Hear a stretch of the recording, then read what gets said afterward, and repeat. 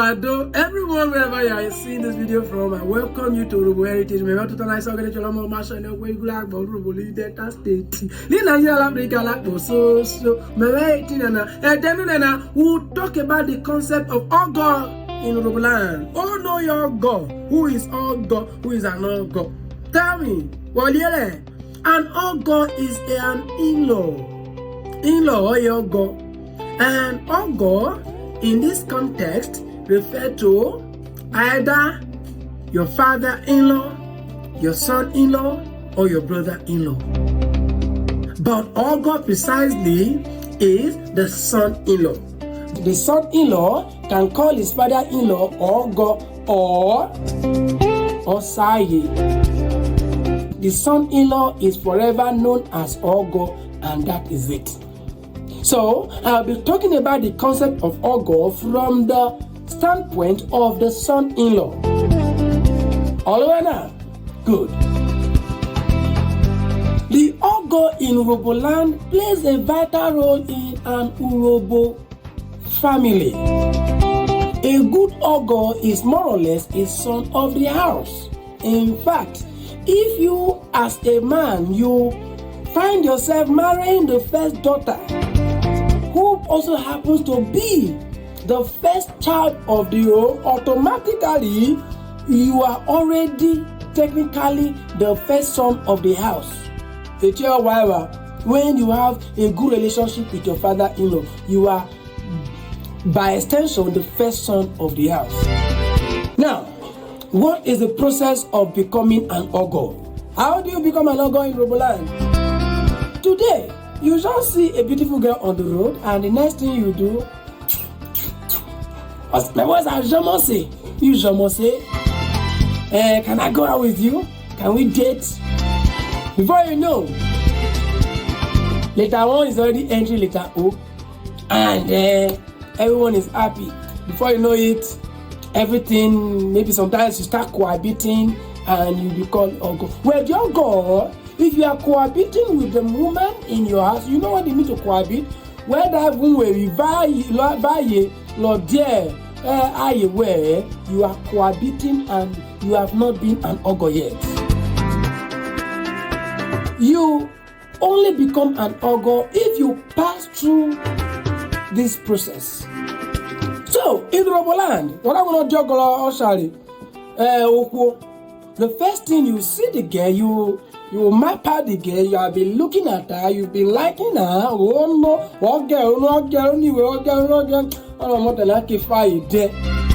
then you apply. How do you apply? You tell your friend who probably of the same age as you are, or who is older than you, or an auntie of that girl, or your own auntie, or anybody that you know can be a go-between you and a girl, who will not be giving her gift from you. You understand? And be telling her things and things, beautiful things about you. But don't try it now, because if you try it, especially with your friend, as you are giving him the gift to give to her, you say, before you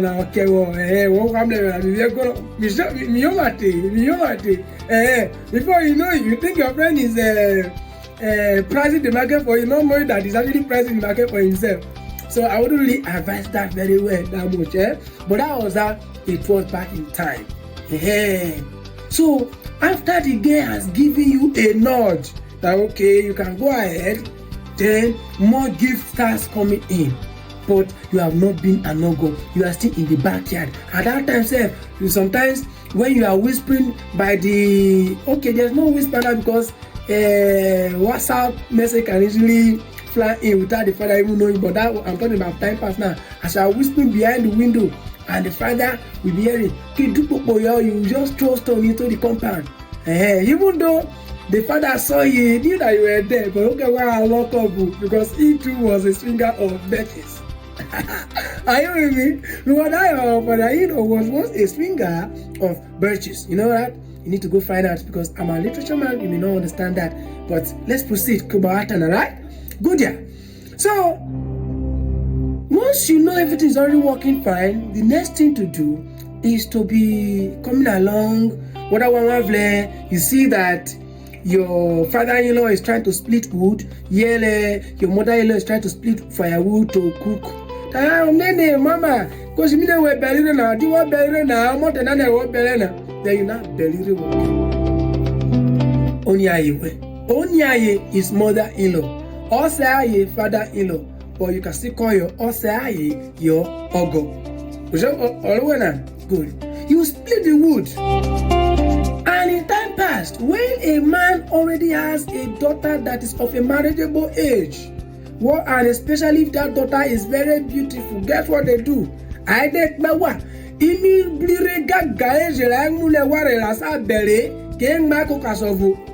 You pile them up. Those mahogany that are so twisted, like, they will put them one place. So once the suitors start coming in, showing their green light, as they want to tell, I'm talking about bed, because say, my son, leave that one, I'm also go with that. I will just put it like that because why in the Beona, Waka Bere, or Jacoka Jawe. And you know what? As you are tearing it, you are flexing your muscle to show that what I can one more way. There's no way your daughter will be hungry as long as she is married to me. And by extension, one thing can be coming to your side once. So long your daughter is doing her duty as a wife in the home. So that is one thing. Then during family season, still in the process of becoming an Ogo, you will follow your father-in-law, or you gather your friends to go to your father-in-law's farm and slash acres of land for cultivation for free, no payment. Once you start doing those ones, they will start seeing you as a potential in-law. Once you have studied the family and you see that, okay, on our side, me they say blogger, you then start involving your parents that not to take the Urhobo because you cannot just marry anybody randomly. Because in Urhobo we have a saying that goes like this: Enes ablego. What does it mean? Enes ablego means that you should be aware of where you go to marry, to contract in-lawship, because there are some places they have different troubles. Every family in the world has one trouble or the other. But as a man, as you want to get married, you choose your trouble. You understand? By yourself. You don't. There are some troubles you cannot just put up with, so you leave those ones out. That's why you need to be careful when you're trying to contract marriage. One nasanate is working blogger. In fact, there's another one that says anything look well. I'm like that. Good. So you get your family involved, then the marriage process then begins. Family calls for introduction. After the introduction, you receive the list that outlines several things that need to be done. Then after that, the date will be set and the whole marriage rite is contracted. So the whole of that one will be talked about in another episode. So, and that is how it is. Remember, I told you carry your friends, you gather your friends to go to your father-in-law's farm to slash the acres of land for him, tear firewood for your mother-in-law. But what if you are a prince, or you are you have money? Money can do all of those ones, because in Urhoboland we have people that are called Igor Wemukwe. Oh, make a good thing. Igor Wemukwe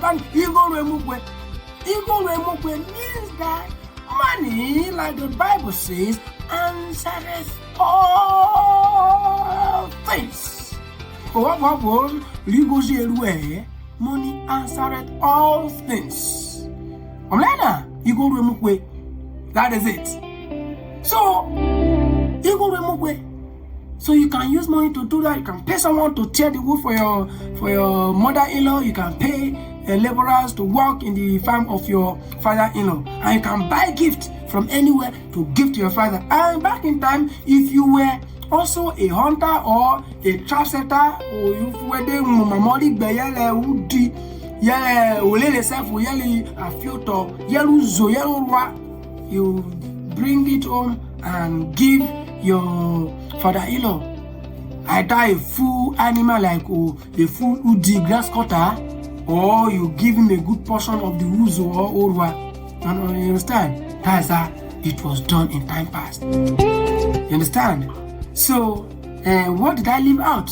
If there's any part of the story that I left out, please drop in the comment section. And if you want, if there's any particular aspect of Urhobo culture you want me to talk about, also drop it in the comment section, because we'll be talking about everything that pertains to Urhobo language and culture on this channel of Urhobo Heritage. Because that's our heritage. Whether the good, the bad, the ugly, we'll talk about it here. And this is who we are. Urhobo diabete. Bado.